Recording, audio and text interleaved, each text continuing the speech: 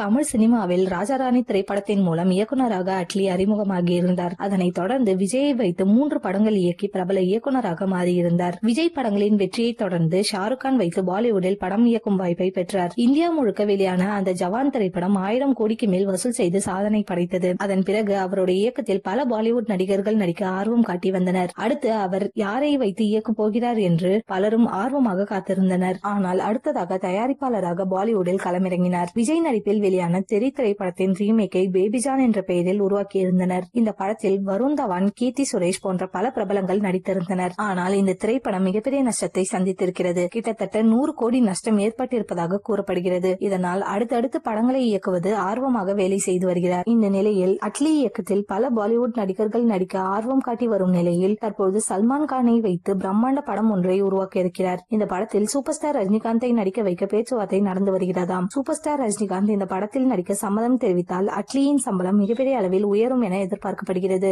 அட்லி மிக தீவிரமான ரஜினிகாந்த் ரசிகர் என பல பேட்டிகளில் கூறியிருக்கிறார். தற்போது தயாரிப்பில் ஏற்பட்ட நஷ்டத்தை ரஜினிகாந்த் சம்மதம் தெரிவித்தால் அட்லியின் மார்க்கெட் உச்சத்திற்கு சென்றுவிடும் என கூறப்படுகிறது.